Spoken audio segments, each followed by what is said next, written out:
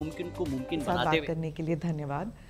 2019 में नेगेटिविटी की बात नहीं करनी चाहिए, लेकिन 2018 की जो नेगेटिव न्यूज़ है उसी से शुरुआत करूंगी। चुनावी हार के बाद आपकी पार्टी कितनी कॉन्फिडेंट है कि 2019 के चुनाव जीत पाएंगे आप? आप सबका बहुत बहुत नमस्कार और दर्शकों को भी मेरी तरफ से 2019 की शुभकामनाएं। नववर्ष प्रारंभ हो रहा है तो मैं चाहूँगा कि देशवासी अपने सपने पूरे करने के लिए और अधिक उत्साह और उमंग के साथ आगे बढ़ें। और ये एनआई को भी मैं चाहूँगा अनेक अनेक शुभकामनाएं कि आपकी भी प्रगति हो, आपका भी विस्तार हो। जहाँ तक 2018 का सवाल है, मेरी दृष्टि से बहुत ही सफल वर्ष रहा है। चुनाव देश की अनेक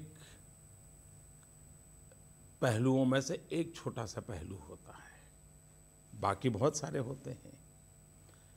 अगर आज हिंदुस्तान में गरीब व्यक्ति को 5 लाख रुपये तक इलाज की सुविधा सरकार देती है, वो आयुष्मान भारत योजना अभी तो 100 दिन नहीं हुए, करीब 6-7 लाख लोगों ने इसका लाभ लिया है। इतनी बड़ी मात्रा में लोग अपनी 3-3, 4-4 साल से बीमारी झेल रहे हो और आज अगर उसको मुक्ति मिलती हो तो मैं उसे कैसे असफल मान सकता हूँ। मेरे लिए तो सबसे बड़ा संतोष का विषय है। दुनिया आज क्लाइमेट चेंज, ग्लोबल वार्मिंग की चर्चा करती हो और भारत को कभी उसमें दोषी माना जाता हो। दुनिया में पर्यावरण खराब करने वाले देशों में हमारी गिनती होती हो, उस देश को 2018 में यूनाइटेड नेशंस अगर चैंपियन ऑफ अर्थ अवार्ड दे करके एनवायरनमेंट की प्रोटेक्शन का लीडर के रूप में देखे तो इससे बड़ा गर्व क्या हो सकता है। हमारा देश आज़ाद हुआ इतने साल हुए, 18,000 गांव ऐसे थे जब मैं आया, बिजली नहीं थी। इसी 2018 में सभी गांवों में बिजली पहुंचने का काम पूरा हुआ। ये सफलता नहीं है तो और क्या है। स्पोर्ट्स का क्षेत्र देखिए, 2018 में जो स्पोर्ट्स हुए, इन स्पोर्ट्स में भारत के बच्चों ने बहुत कमाल किया है। नंबर ऑफ मेडल्स भी ज़्यादा आए हैं और टियर 2, टियर 3 सिटी, इवन गांव के बच्चे, गरीब परिवार के बच्चे आज देश का नाम रोशन कर रहे हैं। पैरा एथलेट्स के में भी भारत के बच्चों ने बहुत बड़ी कमाल करके दिखाई है। यानी एक प्रकार से खेलकूद लो। अब 104 सैटेलाइट का आसमान में जाना रिकॉर्ड होता है। वैज्ञानिकों का काम देखिए। बम्पर क्रॉप 2018 में बम्पर क्रॉप हुआ है, ये भी अपने आप में। यानी कोई भी क्षेत्र देख लीजिए, भारत अनेक प्रगति की ऊंचाइयों को पार करता चला गया है, पुराने सारे रिकॉर्ड तोड़ता गया है। और इस अर्थ में मैं देखूं तो 2018 का सवाल भारत के लिए बहुत ही उज्जवल समय रहा है। वो तो मैं मानती हूँ, लेकिन मैं चुनावी असफलता के बारे में कह रही थी। चुनाव को लेकर 5 राज्य में चुनाव हारी है बीजेपी और आप प्रधानमंत्री हैं बीजेपी सरकार की, एनडीए सरकार की, तो क्या आप इसे एक हार नहीं मानते, इसे असफलता नहीं मानते? पहली बात है,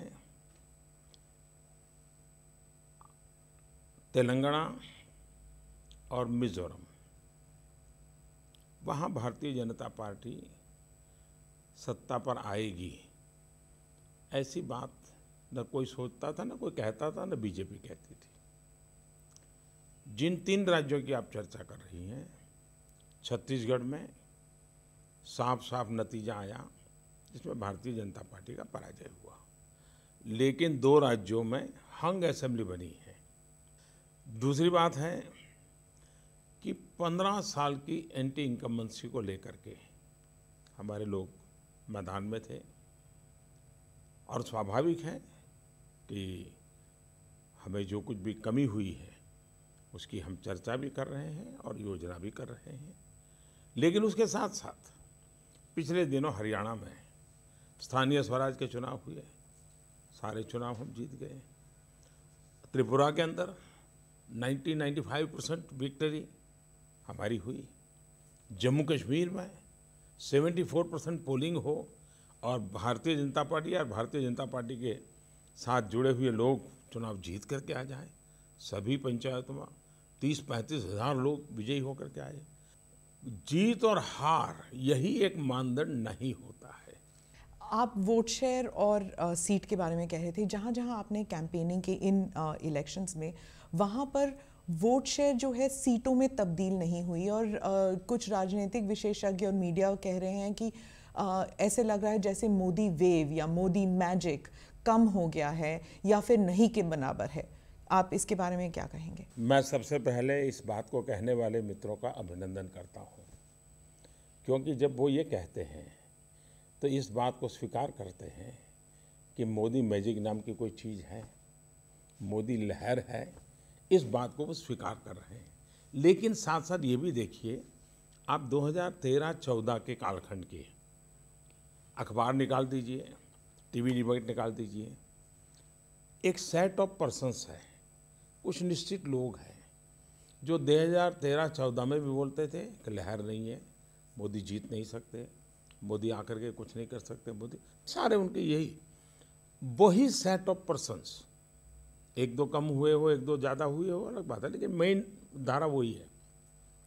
अब उनकी जिम्मेवारी है कि जिनके लिए वो काम करते हैं उनके लिए उनको कुछ ना कुछ तो नैरेटिव सेट करना पड़ेगा, कुछ ना कुछ तो बोलना पड़ेगा। और इसलिए इस बात की मुझे खुशी है कि उनको इतना स्वीकार करना पड़ा है कि मोदी लहर नाम की कोई बात है, मोदी मैजिक नाम की कोई बात है। जहाँ तक मेरा सवाल है, मैं समझता हूँ कि लहर सिर्फ और सिर्फ जनता की आशा आकांक्षाओं की होती है। लहर सिर्फ जनता को हमारी आशा आकांक्षाएं कौन पूरी कर पाएगा उस विश्वास की होती है। और आज हिंदुस्तान में विश्वास पनपा है। आज हिंदुस्तान में युवा पीढ़ी के एस्पिरेशंस बढ़े हैं।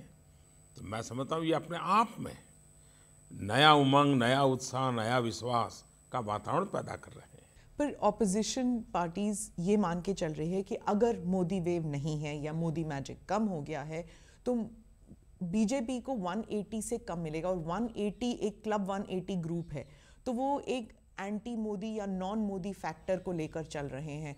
क्या ये हो सकता है? आप ये पिक्चर कर सकते हैं कि 2019 के चुनाव में एक 180 से कम आ सकते हैं बीजेपी के? पहली बात है कि अगर वो इस प्रकार के हिसाब किताब नहीं लगाएंगे और ऐसी बातें नहीं फैलाएंगे तो उनके गठबंधन में लोग कैसे जुड़ेंगे? उनको अपने गठबंधन में लोगों को जोड़ने के लिए कुछ न कुछ तो बड़ी बड़ी बातें दिखानी पड़ेगी। और ये अपनी परिस्थितियां बचाने के लिए ये बातें बनाई जा रही है। कोई साइंटिफिक चीज़ है कि ये इतनी सीटें, इतना क्लब, ढिकना क्लब ना, ये तो एक लिमिटेड, मैंने जो वर्क कहा, जो 2013-14 में भी यही लॉजिक था। उस समय भी 200 से कम वाली क्लब की चर्चा इसी टोली ने की थी। और ये सेट ऑफ पर्सन जो मैं कह रहा हूँ उसको आप भली भांति जानते हैं कौन है। तो ये उनके लिए उनके नैरेटिव चलता रहता है। जहाँ तक भारतीय जनता पार्टी का सवाल है, हम हमारे देश के सामान्य मानवी की समझदारी पर अविश्वास न करें। मैं सभी पॉलिटिकल पंडितों को ये कहता रहा हूँ कि हम सामान्य मानवी की समझदारी पर भरोसा करें। आखिर हिंदुस्तान का सामान्य मानवी को इस सरकार का ऐसा क्या अनुभव हुआ है कि जिसके कारण 2019 में इस सरकार से वो दूर जाने की कोशिश करेगा? 5 साल पहले के अखबार देख लीजिए, और मैं तो आपसे कहूँगा, मैं भी आपको भेजूँगा कि 2013-14 की हेडलाइन क्या हुआ करती थी और आज हेडलाइन क्या होती है। तो सामान्य मानवी इन सारी बातों को समझता है और मेरा देश की जनता जनार्दन पर भरोसा है, मेरा देश के युवाओं पर भरोसा है।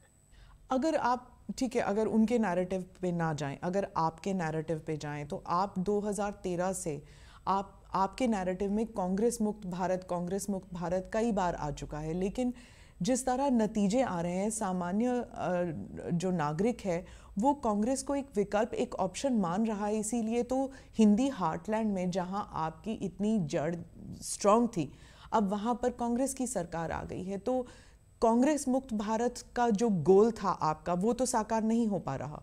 मैंने इसकी बहुत बड़ी व्याख्या विस्तार से की है, पहले भी की है, आज कर रहा हूँ ऐसा नहीं है। देखिए, कांग्रेस के लोग भी कहते हैं कि कांग्रेस एक सोच है, कांग्रेस एक कल्चर है। इतने सालों तक मुख्य धारा में वो कल्चर रहा और उसके कारण कम अधिक मात्रा में हिंदुस्तान के राजनीतिक जीवन का वो कल्चर बन गया, सभी दिलों में कुछ न कुछ रूप से पहुंच गया। और वो कल्चर क्या? जातिवाद, परिवारवाद, वंशवाद, अनडेमोक्रेटिक, करप्शन, भाई भतीजावाद, इसके आसपास से राजनीतिक कल्चर, यानी कांग्रेस इसको प्रमुखतया प्रतिनिधित्व करती है। मैं जब कांग्रेस मुक्त कहता हूं, तब मैं इस प्रकार की सोच के खिलाफ, इस प्रकार के कल्चर के खिलाफ देश को मुक्त कराना चाहिए। और मैंने यहाँ तक कहा है कि कांग्रेस को भी कांग्रेस कल्चर से मुक्त होना पड़ेगा। इंस्टीट्यूट रहे या न रहे ये चर्चा का विषय नहीं, तो और मैं तो मानता हूँ कि लोकतंत्र में मजबूत विरोधी दल होना चाहिए, लेकिन दुर्भाग्य है कि आज देश को एक बहुत बड़ी कमी महसूस हो रही है कि कांग्रेस उस काम को करने में भी विफल गई है। 2017 तक शायद मोदी अमित शाह फैक्टर को एक कहा जाता था कि you can not beat this combination, लेकिन अब ऐसे लगता है जैसे कि ये जो एक लीडरशिप है, इसको अब जिम्मेदारी लेनी होगी कि it's that magic is not there, you are losing election, you are losing. तो फिर अगर नैरेटिव आपका अगर इतना सफल है, तो फिर ऐसे क्यों हो रहा है कि इलेक्शन हार रहे हैं? तो लीडरशिप को क्या रिस्पॉन्सिबिलिटी नहीं लेनी चाहिए? पहली बात यह है कि जो लोग ये कहते हैं कि भारतीय जनता पार्टी नरेंद्र मोदी और अमित शाह के कारण चलती है, तो वो लोग भारतीय जनता पार्टी को न जानते हैं न समझते हैं। भारतीय जनता पार्टी विश्व की सबसे बड़ा संगठन है। पोलिंग बूथ की मजबूती पर भारतीय जनता पार्टी चलती है। मेरा बूथ सबसे मजबूत, इसके लिए हमारा कार्यकर्ता 365 दिन लगा रहता है। और इसलिए एक या दो लोग ही भारतीय जनता पार्टी चलाते हैं। ये उन लोगों की सोच है जो भारतीय जनता पार्टी को जानते नहीं है। एक लोकतांत्रिक संगठन है, हर स्तर पर कार्यकर्ताओं का नेतृत्व है, उस नेतृत्व के बलबूते पर समाज का विश्वास पैदा हुआ है। उसी की क्यूमुलेटिव इफेक्ट होती है कि भारतीय जनता पार्टी सबका साथ सबका विकास इस मंत्र को लेकर के जन विश्वास को जीतते हुए प्रगति कर रही है। भारतीय जनता पार्टी ने जिस गति से प्रगति की है उसको कोई इनकार नहीं कर सकता है। और बार बार ये कहना है कि बीजेपी हारती चली जा रही है, इससे हार तय नहीं होती है। भारतीय जनता पार्टी, मैंने अभी गिनाया आपको, आसाम हो, हरियाणा हो, त्रिपुरा हो, तो मोरल डाउन नहीं है पार्टी में? मोरल डाउन होने का कोई ऐसा कारण ही नहीं है। एक आत्मविश्वास है, पूरे आत्मविश्वास के साथ मेरी पार्टी आगे बढ़ रही है। और 2019 में भी देश की जनता पर जिसका भरोसा है वो हम लोग हैं। जनता के भरोसे पर समर्पित है हम लोग हैं, और जनता के साथ जुड़े हुए कोई लोग हैं तो हम लोग हैं। 2018 में ये जो चुनाव हुए, बहुत से राजनीतिक विशेषज्ञ कहते हैं that the reason for the loss was एक तो नोटबंदी और फिर जीएसटी के पुअर इम्प्लीमेंटेशन। अगर आप पीछे देखें तो क्या नोटबंदी की जरूरत थी? उसके ऑब्जेक्टिव्स जो थे वो आप देखिए, हमारे देश में बार बार खबरें आती थी काला धन, और कोई इस बात से इनकार नहीं करता है कि देश में पैरेलल इकोनॉमी चल रही थी, इसका कोई इनकार नहीं कर सकता। उद्योगपतियों के घर से, व्यापारियों के घर से, बाबुओं के घर से बिस्तर के नीचे से नोटें मिलती थी, बोरे भर भर के पड़ी हुई नोटें मिलती थी। ये सारी चीज़ें इस बात का द्योतक है कि हमारे देश में फॉर्मल इकोनॉमी की बहुत अनिवार्यता थी। ये पैरेलल जो इकोनॉमी थी, इसने देश को एक प्रकार से भीतर से खोखला कर दिया था।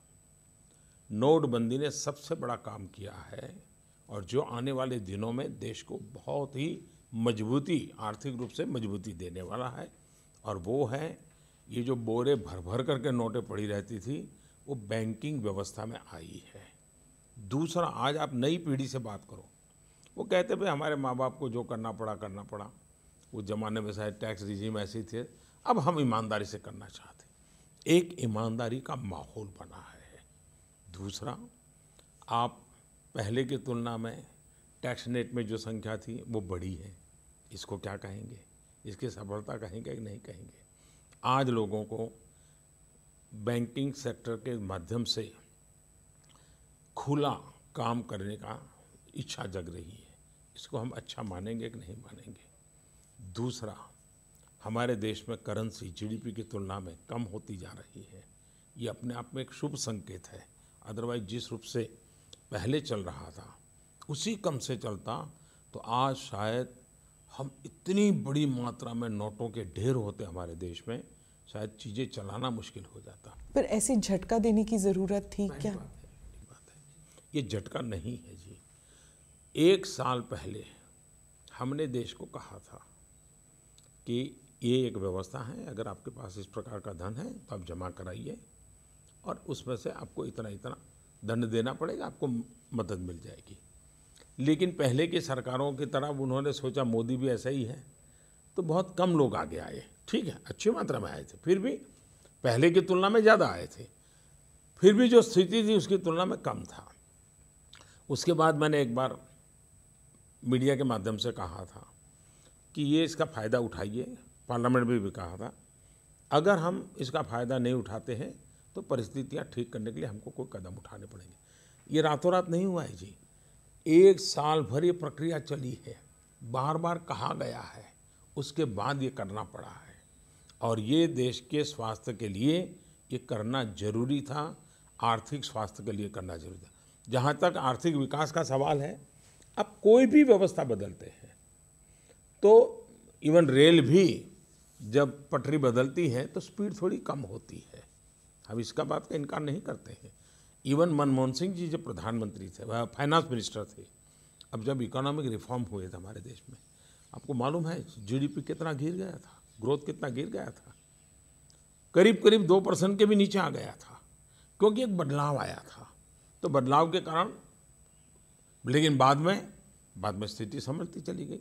आज हम भी, हमारे जो ग्रोथ रेट था वो पूरी तरह पहुंच गए हैं, लेकिन एक सफाई की ज़रूरत थी, उसको हमने सफलतापूर्वक किया है। और अब एक मानसिक अवस्था भी बनी है देश की इस तरफ जाने की। सर, आपने ब्लैक मनी की बात की, पैरेलल इकोनॉमी की बात की, तो क्या इकोनॉमिक ऑफेंडर्स जिनको आपने कहा था कि आप उनको भारत वापस ले आएंगे, वो अभी भी मेहुल चोकसी हो जाए, नीरव मोदी हो जाए, विजय मल्ल्या अभी भी वो बाहर हैं? वो जो ऑब्जेक्टिव्स थे पैरेलल इकोनॉमी बंद करने की और इकोनॉमिक ऑफेंडर्स को वापस लाने की, वो ऑब्जेक्टिव्स अभी खत्म नहीं हो पाए। You have not been able to meet them. आखिर भागना क्यों पड़ा? अगर पहले जैसी सरकार होती, यही दोस्ताना चलता, लूटना है लूटते चले, देना है देता चले, खाना है खाता चले, तो फिर उनको भागना भी नहीं पड़ता। इन लोगों को भागना इसलिए पड़ रहा है कि यहाँ पर उनको कानून नियमों का पालन करना पड़ेगा, पाई पाई चुकता करनी पड़ेगी, और इसलिए भागे हैं। जो भागे हैं उनको लाने के लिए अंतर्राष्ट्रीय कानून होते हैं, अंतर्राष्ट्रीय नीति नियम होते हैं, उसका पूरा उपयोग किया जा रहा है। ऐसे भगोड़ों के लिए मजबूत से मजबूत हमने कानून बनाए हैं, उनकी संपत्ति जब्त करने का कानून बनाया है।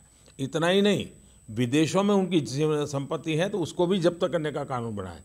इसलिए सरकार के हाथ में जितने विषय हैं उनका पूरी तरह हम उपयोग कर रहे हैं, और मैं विश्वस्त हूँ कि पहले इस देश से भागे हुए कोई वापस नहीं आए। इस सरकार के समय भागे हुए लोग आज नहीं तो कल कभी न कभी आएंगे। डिप्लोमेटिक चैनल से भी प्रयास हो रहा है, कानूनी तरीके से भी प्रयत्न हो रहा है। कानून बना करके संपत्ति जब्त करने की दिशा में भी प्रयास हो रहा है, और हम हिंदुस्तान का पाई पाई जो चुराने वाले लोग हैं, हम पाई पाई वापस लाने के लिए प्रतिबद्ध है। दूसरा, कभी अंतर्राष्ट्रीय फोरम में मैं नया था, मैं G20 में गया था, पहली मेरी G20 समिट थी। उस G20 समिट में मैंने काले धन और बैंक अकाउंट में जो पैसे रखे जाते हैं विदेशों में, जो एक प्रकार से हेवन बन चुके हैं, उसके संबंध में विस्तार से विषय रखा था। और पहली बार G20 समिट में सभी देशों ने मिलकर के इसको एक गंभीर समस्या माना था। उसको टेररिज्म फंडिंग होता है, ये भी चर्चा आई थी। और आज दुनिया के देश जानकारियाँ देने के लिए तैयार हुए हैं। भारत ने कई देशों के साथ एग्रीमेंट किया है कि ऐसे देशों में जो पैसे आएंगे तो आने वाले समय में हमें वो रियल टाइम जानकारी देंगे। और 2019 के बाद ये करीब करीब रियल टाइम जानकारियों का सिलसिला शुरू हो जाएगा, और इसलिए ब्लैक मनी को वापस आना ही पड़ेगा। सर, आपके सारे स्पीचेस 2013 से जो भी स्पीचेस थे, 2G, 3G, CWG, दामाद जी, इस पे आप स्पीच पर स्पीच दे रहे जाते, लेकिन ये लोग तो अभी भी लोधी गार्डन में सैर करते नजर आते हैं। कोई जेल नहीं गया? ऐसा है कि जमानत भी तो है, जो जमानत पर है वो सैर कर सकते हैं, कानून रोकता नहीं है। लेकिन ये भी मानना पड़ेगा कि इस देश का फर्स्ट फैमिली जिसको बड़ा बोला जाता था, 4 पीढ़ी से जिन्होंने देश को राज किया है, उनको जमानत पर निकलना पड़े, और वो भी पैसों की हेरा फेरी में। ये बात अपने आप में बहुत बड़ी है। और जो सेट ऑफ पीपल है जो उनकी सेवा में लगे हैं, वो ऐसी चीज़ों को दबाने में लगे रहते हैं और चीज़ों को उभारने में लगते हैं। ये अपने आप में बहुत बड़ी बात है। इस देश के भूतपूर्व वित्त मंत्री, उनको आज अदालत के चक्कर काटने पड़ते हैं, ये कोई छोटी बात नहीं है। लेकिन कोई भारतीय जनता पार्टी का विरोधी है इसलिए उनको तकलीफ हो, इस पक्ष के हम नहीं हैं। तो ये वेंडेटा नहीं है, इस पक्ष में हम कभी नहीं हैं। हम मानते हैं कानूनन प्रक्रिया में जो निकलेगा वो मोदी हो तो मोदी को भी भुगतना पड़ेगा, वरना देश चल नहीं सकता है। और इसलिए न हमारा किसी व्यक्ति से संबंध इसमें कोई लेना देना है, न किसी संस्था से लेना देना है। मेरिट के आधार पर डिपार्टमेंट प्रोफेशनली काम करें, अदालत जो फैसला सुनाए उसके आधार पर आगे बढ़ना चाहिए। लेकिन देश ज़्यादा इंतज़ार करना नहीं चाहता है, और इसलिए ऐसी चीज़ें लटकनी नहीं चाहिए। इंतज़ार नहीं करना चाहता, इसीलिए मोदी जी को वोट दिया, ये कहते हैं लोग। लेकिन 5 साल लग गए और अभी भी कुछ हो नहीं रहा। ये देश को विश्वास है कि 5 साल में इतना सारा हुआ है, इसलिए मोदी पर ज़्यादा भरोसा है। चलिए, GST के मामले में इसको राहुल गांधी गबर सिंह टैक्स या फिर ग्रैंड स्टूपिड थॉट कहते हैं। क्या आप मानते हैं कि टैक्स इम्प्लीमेंटेशन में कमियां रह गई, इसलिए काफ़ी रोल बैक करना पड़ा? और इस टर्म को आप कैसे कहते हैं, गबर सिंह टैक्स जो है, मतलब जबरन कोई टैक्स लगाया जाए? मुझे लगता है जिसकी जैसी सोच होती है वैसे उसके शब्द होते हैं, और इसलिए उसमें मेरा उलझना उचित नहीं होगा। दूसरा विषय है, क्या GST की प्रक्रिया हिंदुस्तान के सभी राजनीतिक दल सर्वसम्मति से की है कि नहीं की है? प्रणब मुखर्जी जब फाइनेंस मिनिस्टर हुआ करते थे तब से GST का सिलसिला चला है, और इसलिए GST सभी राजनीतिक दलों ने देश में एक अच्छी व्यवस्था लाने की सोच का वैसे पनपी हुई व्यवस्था है। दूसरा, पार्लियामेंट में सर्वसम्मति से ये सब पारित हुआ है। तीसरी बात है, क्या GST आने के पहले देश में टैक्स रेट क्या था? क्या मेरे मीडिया के मित्रों की भी जिम्मेवारी नहीं है कि देश के सामान्य मानव को सब पता नहीं होता है, लेकिन हमें बताना भी तो चाहिए। सरकार बार बार बता दी, हमारे देश में 30-40% टैक्स वाली चीज़ें थी, 30-40%, और हिडन टैक्स हुआ करता था, सामान्य मानव को पता ही नहीं चलता था, और लोग लेते थे पैसे। बार बार टैक्स लगता था, हर मुकाम पर टैक्स लगता था। GST के कारण ये सिंप्लीफाई हुआ। आज 500 से ज़्यादा चीज़ें जीरो टैक्स में आ गई, जो किसी समय बहुत ऊंचे टैक्स हुआ करते थे। पिछले दिनों हमने जीएसटी बनाने के बाद करीब 1200 साढ़े 1200 ऐसी चीज़ें जो जीवन सामान्य जीवन की ज़रूरत है, कोई 18%, कोई 12%, कोई 5%, कोई 0%, इतना नीचे ले आए। और इसमें भी हमारा मत है कि इस काम को हम लगातार करते रहते हैं, क्योंकि हम फीडबैक लेते हैं, संवाद करते हैं, लेकिन ये निर्णय भारत सरकार नहीं करती है। देश को आपको भी समझाना चाहिए। जीएसटी काउंसिल में निर्णय होते हैं। जीएसटी काउंसिल में एक प्रकार से सभी राज्य सरकारें होती हैं, यूनियन टेरिटरी होती है, उसमें एक भारत सरकार होती है। सबकी इक्वल पोजीशन है वहाँ, कोई ऊपर नहीं, कोई नीचे नहीं, सब बराबर के हैं। भारत सरकार भी एक राज्य के बराबर ही है। पुडुचेरी और भारत सरकार दो इक्वल है वहाँ पर। तो इसलिए वहाँ पर कांग्रेस की सरकारें भी हैं। ये सारे निर्णय हुए हैं। पार्लियामेंट में सर्वसम्मति कांग्रेस है, जीएसटी में सर्वसम्मति वहाँ भी कांग्रेस है, जीएसटी के अंदर सर्वसम्मति में कांग्रेस के भी मुख्यमंत्री हैं, वो भी। अब वो अपनी ही पार्टी के लोगों को गाली दे रहे हैं क्या? अपनी ही सरकारों को गाली दे रहे हैं क्या? और इसलिए सिर्फ राजनीतिक हो हल्ला करना ये उचित नहीं है।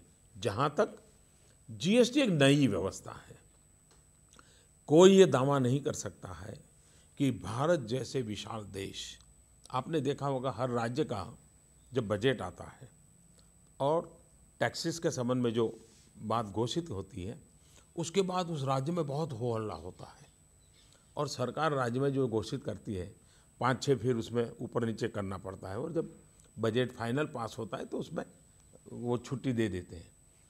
हर राज्य में होता है। मैं भी गुजरात में इतने साल मुख्यमंत्री रहा, मुझे भी करना पड़ता था, हर बजट में करना पड़ता था, क्योंकि पहले हम सोचते हैं कि इसका ये परिणाम होगा, लेकिन बाद में ध्यान में आता है नहीं इसका तो ये साइड इफेक्ट ये होगा, तो हमें बदलना पड़ता था। अब देश के सभी राज्यों में जिस विषय को लेकर के हो हल्ला होता था, उनके उनके बजट में होता था, वो जीएसटी के कारण सब एक जगह पे होता है, इसलिए बड़ा लगता है। लेकिन मिल बैठ करके इसको ठीक करने का प्रयास किया जाता है। दूसरा, इतनी बड़ा परिवर्तन लाते हैं, टेक्नोलॉजी ड्रिवन है, तो बहुत से छोटे व्यापारियों को थोड़ा अनकंफर्ट हुआ है और ये तो हम भी मानते हैं कि थोड़ा तो अनकंफर्ट हुआ है। लेकिन सरकार की जिम्मेवारी क्या है कि संवेदनशीलता के साथ उनको समझे, उसकी समस्या का समाधान करे। तो ऐसी जितनी बातें हमारे सामने आती हैं हम जीएसटी काउंसिल में रखते हैं। जीएसटी काउंसिल उसका सरलीकरण में हम मिल बैठ करके आगे बढ़ते हैं। अभी हमने 2 महत्वपूर्ण फैसले करना हम चाहते थे कि एक, जो 20 लाख रुपये तक की जिम्मेवारी हमारे व्यापारियों को है, उसकी सीमा हम 75 लाख कर करके उनको मुक्ति देना चाहते थे। लेकिन इस जीएसटी काउंसिल में हम नहीं कर पाए, कुछ रिजर्वेशन थे कुछ स्टेट के, तो आखिर के एक कमेटी बनानी पड़ी। कमेटी का निर्णय आ जाएगा तो मैं मानता हूँ एक बहुत बड़ा काम हमारे लोगों का हो जाएगा। उसी प्रकार से ये जो अंडर कंस्ट्रक्शन मकानों के लिए टैक्स जीएसटी और फिनिश मकान के लिए जीएसटी, उसमें भी हम जैसे रेस्टोरेंट्स के लिए हमने किया, कुछ नहीं भाई 5% में सब कर देंगे, उस दिशा में हम जाना चाहते थे। उसमें भी कुछ लोगों के रिजर्वेशन थे तो ये जीएसटी में नहीं कर पाए। अब वो कमेटी को गया है, हम कोशिश करेंगे जितना जल्दी वो भी अगर हो सके कमेटी रिपोर्ट कर दें। तो इसलिए हम लगातार जीएसटी सरल बने, जीएसटी कंज्यूमर के बेनिफिट को एक प्रकार से सुरक्षित रखें, उस दिशा में चलते चले जा रहे हैं। इतने कम समय में, इतने बड़े देश में, इतनी विविधताओं के बीच ये अचीवमेंट जो हुआ है वो छोटा नहीं है। फिर भी हम मान के चलते हैं कि हर चीज़ इतने बड़े देश में सुधरने के लिए संभावना होती है। हम लगातार बदलाव कर रहे हैं, लगातार नई नई चीज़ें ठीक कर रहे हैं।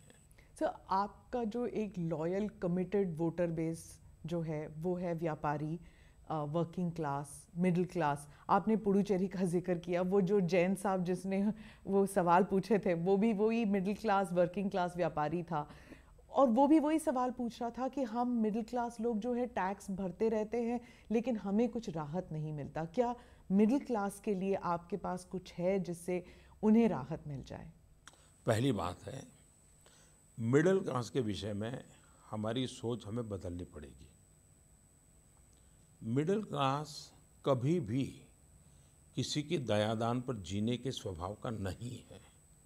वे स्वाभिमान से जीने वाला वर्ग है और देश को चलाने में बहुत बड़ा योगदान देने वाला वर्ग कोई है तो मध्यम वर्गीय समाज है। नीचे का तबका है, उसको कुछ मिलना चाहिए, इसकी पॉजिटिव सोच रखने वाला भी मिडिल क्लास का है। और इसलिए भारत में मिडिल क्लास की चिंता करना हम हमारा दायित्व समझते हैं। देश हित में भी हमारा दायित्व, सिर्फ इसलिए नहीं कि वो हमें वोट देता है, देश हित में भी हमारा मत है कि भारत का बढ़ता जाता जो मिडिल क्लास वर्ग है उसकी चिंता करनी चाहिए। अब जैसे महंगाई आप 2013-14 से निकालिए, इन्फ्लेशन क्या था, फिर मैं कहता हूँ अखबारों के कतरन निकाल के देख लीजिए आज क्या है जी। हम 2% 3% पर लेके आएंगे इन्फ्लेशन, जो 18% पर पहुँचा था। इसका सीधा बेनिफिट किसी को हुआ है तो मध्यम वर्ग को होता है। महंगाई अगर कंट्रोल होती है तो सबसे बड़ा जो सुविधा बढ़ती है, क्योंकि मध्यम वर्ग का व्यक्ति चोरी नहीं कर सकता। मध्यम वर्ग का वर्ग सामाजिक स्थिति में उसको जो रहन सहन है उसमें गिरावट नहीं ला सकता है, उसको बोझ झेलना पड़ता है। वो हमने उस पर से मुक्ति दिलाई। मान लीजिए हम एजुकेशन में मेडिकल सीटें बढ़ाते हैं, बहुत बड़ी मात्रा में बढ़ाई, इसका सबसे पहला बेनिफिशियरी कौन है? मिडिल क्लास के जो एस्पिरेशंस है उसको मैंने एड्रेस किया। उड़ान योजना अगर हम लाते हैं और 2500 रुपये में देश के हवाई जहाज़ में लोग जाना चाहते हैं, समय बचाना चाहते हैं, वो जाते हैं। रेलवे के अंदर एसी कोच में ट्रैवल करने वालों से ज़्यादा आज हवाई जहाज़ में ट्रैवल करने वाली संख्या हो गई है। ये कौन लोग हैं? मिडिल क्लास है, उसको जाने की संभावना बनी तब जा रहा है। दूसरा, मिडिल क्लास के एस्पिरेशंस के वाले काम कैसे हो, जैसे ये आयुष्मान भारत योजना, लगता तो ऐसा है कि वो गरीबों को 5 लाख रुपए तक की बीमारी में मदद कर रहा है, लेकिन इसके कारण इतनी बड़ी संख्या में देश में अस्पताल बनेंगे, इसके कारण देश के अंदर इतनी बड़ी मात्रा में अस्पताल में लोगों की ज़रूरत पड़ेगी। ये सारे मिडिल क्लास के लोग होंगे। मिडिल क्लास के लिए मुद्रा योजना, अब मुद्रा योजना के अंदर करीब 15 करोड़ लोन स्वीकृत होना, इतना बड़ा काम है। इसका सबसे बड़ा बेनिफिशियरी कोई है तो मिडिल क्लास का व्यक्ति है। हमारे देश में मिडिल क्लास को अगर घर बनाना हो तो कभी बैंकों से ब्याज में रियायत उनको नहीं मिलती थी। नोटबंदी के बाद हमने मिडिल क्लास को घर बनाने की जो लोन है, आज अगर वो 20 लाख रुपए की कीमत का घर बनाता है तो 5 साल के बाद जो बैंक में उसको मदद मिलेगी, उसकी बचत करीब 5 से 6 लाख रुपया होगी। मिडिल क्लास के परिवार के 5 से 6 लाख रुपया मकान में बच जाना, ये बहुत बड़ी काम है, ये हमने किया है। उसी प्रकार से मिडिल क्लास के लोगों को आर्थिक विकास के लिए स्टार्टअप की दुनिया, आज पूरा स्टार्टअप एक प्रकार से मिडिल क्लास ड्राइव कर रहा है। स्टार्टअप को प्रमोट करने के लिए जो हमने योजना बनाई है, जिसका परिणाम है कि आज दुनिया में हम तीसरे चौथे नंबर पर, दूसरे तीसरे नंबर पे हम पहुंच गए हैं स्टार्टअप इकोसिस्टम से। इसका लाभ भी जो एस्पिरेशनल यूथ है मिडिल क्लास का, वो हिम्मत का साथ उसका फ़ायदा उठा रहा है। फिर छोटी छोटी सीधी बातें, जैसे एलईडी बल्ब, मिडिल क्लास के परिवार में अगर 10 लट्टू लगे हैं बिजली के, तो आज उसका 500, 700, 1000 रुपया बिजली का बिल कम हो गया, उसको बेनिफिट हुआ है। इनकम टैक्स में जो मदद मिली है उसको बेनिफिट हुआ है। पेंशनर जो कभी 13-14 हज़ार रुपया उसका पैसा का देना पड़ता था, वो आज उसको 2-2.5 हज़ार रुपये देना पड़ रहा है। तो कोई भी विषय ले लीजिए, मैक्सिमम अगर सुविधाजनक काम हुए हैं तो मिडिल क्लास के लिए ही हुए। चलिए, तो फिर मैं अब किसान के बारे में कहती हूँ। बहुत से लोग कहते हैं कि किसान के लिए मोदी जी ने इतना नहीं किया जितना कि वो कहते हैं, और राहुल गांधी ने जो लोन माफ़ किया है उसको आपने लॉलीपॉप कहा। अब आप किसान को देख लीजिए, जब मुसीबत पड़ती है और वो लोन वापस नहीं कर पाता, उसको कर्जा, उसमें क्षमता नहीं है कर्जा वापस करने की, और दूसरी तरफ है जो इकोनॉमिक ऑफेंडर्स, वो मज़ा लूट रहे हैं, बाहर बैठे हुए हैं, तो उन्हें तो लगेगा कि राहुल गांधी उनके साथ है या कांग्रेस पार्टी गरीबों के साथ है, किसान के साथ है। इसके लिए आप क्या कहेंगे? पहली बात है कि ये झूठ बोलना, लोगों को भ्रमित करना, उसको मैं लॉलीपॉप कह रहा हूँ। दूसरी बात है, कौन सा झूठ सर? जैसे कि हम सब किसानों को कर्ज माफ किया, हकीकत है नहीं किया, हकीकत है नहीं किया है। आप उनके अपने सर्कुलर देख लीजिए। तो इस प्रकार का झूठ और भ्रमित करने वाली बातों से फायदा नहीं है। दूसरी बात है कि भारत सरकार ने जो बैंकों से रुपये लूट करके मौज करते थे, हमने कानून बनाए, आज 3 लाख करोड़ रुपया वापस आया है। जिसको आप कहते हैं कि लोग मौज करते हैं, 3 लाख करोड़ रुपया वापस लाने का काम इस सरकार ने किया है। तो ये दोनों की तुलना करके लोगों को उकसाने वाला झूठ नहीं बोलना चाहिए, और कोई जिम्मेवार राजनीतिक दल हो तो उसने बिल्कुल नहीं बोलना चाहिए। तीसरी बात है, अगर कर्ज माफ़ी से किसान का जीवन मुक्त होता है, मदद होती है, तो बिल्कुल करना चाहिए। लेकिन क्या हुआ है, इस देश में पहले भी सरकारों ने, देवीलाल जी के ज़माने में भी कर्ज माफ़ी की थी, 2008-9 के चुनाव जीतने के लिए भी कर्ज माफ़ी की गई थी। बार बार कर्ज माफ़ी करने के बाद भी ऐसी क्या कमी है व्यवस्था में कि किसान कर्जदार बन जाता है और सरकार को चुनाव और कर्ज माफ़ी का सरकार चलाना चलता है। तो उपाय ये है कि किसान को मजबूत बनाना, एम्पावर करना, बीज से लेकर बाजार तक सारी व्यवस्थाओं को सुविधा देना। अब मुझे बताइए, बीज किसान को अच्छा मिलना चाहिए नहीं मिलना चाहिए? हमारी सरकार ने कदम उठाए हैं। किसान को पानी मिलना चाहिए नहीं मिलना चाहिए? आज करीब 100 योजनाएं सालों से लटकी पड़ी थी।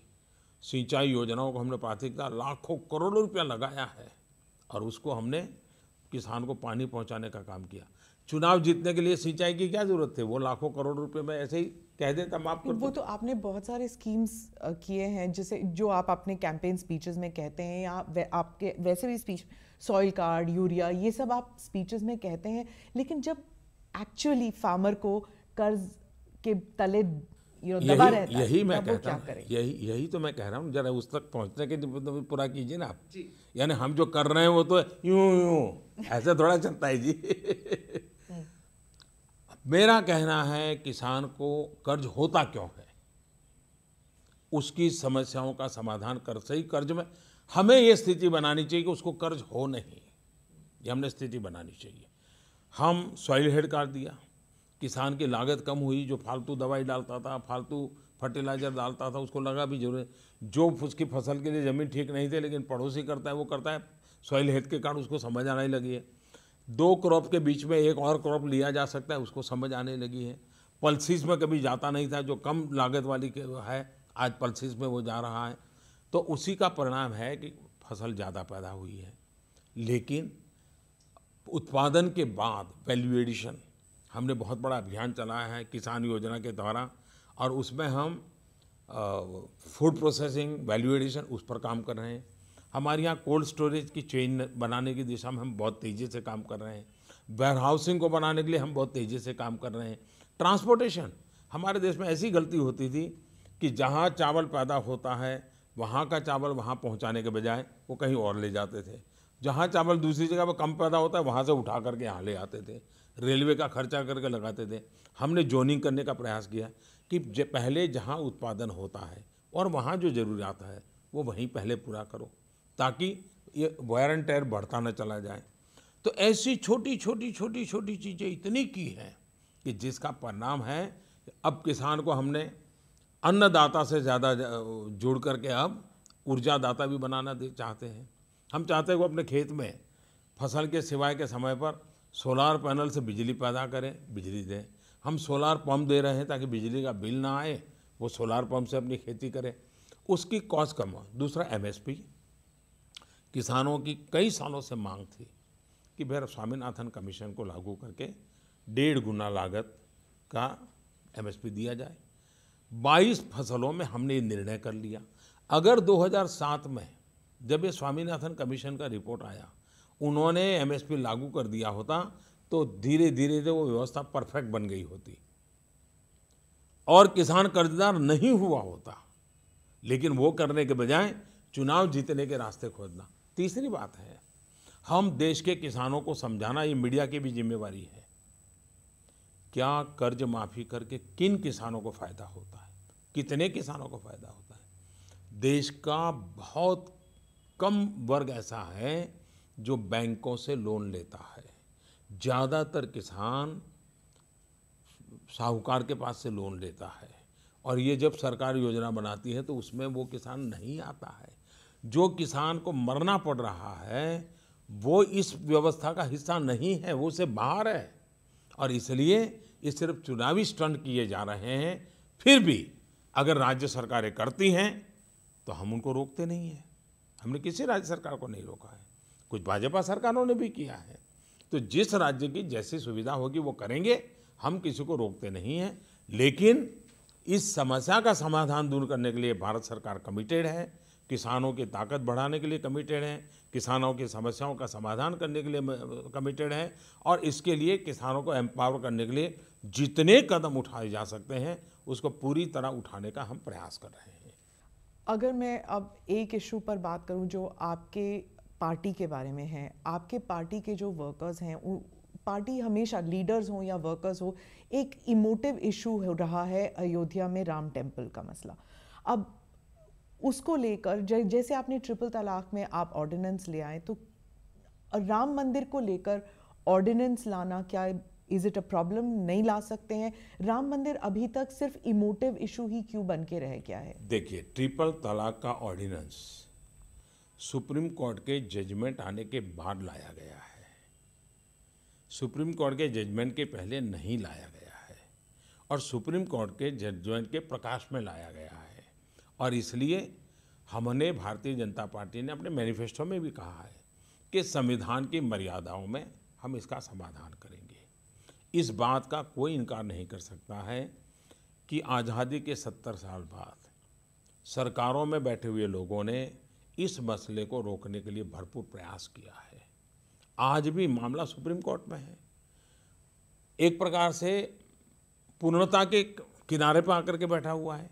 मैं कांग्रेस के साथियों से विशेष रूप से विनती करता हूं, देश की शांति, सुरक्षा, भाईचारे के लिए आग्रह करता हूं कि वे उनके अपने वकीलों को कोर्ट के अंदर इस मसले में रुकावट डालने वाले एजेंडा से बाहर निकालें, रुकावटें न करें, और सभी वकील मित्र जो भी कांग्रेस से जुड़े हुए हैं, जो इसको रोकने के लिए कोशिश कर रहे हैं, वो भी कोर्ट में जाकर के जल्दी से जल्दी न्यायिक प्रक्रिया पूरी हो, उसमें हम बल लगाएं।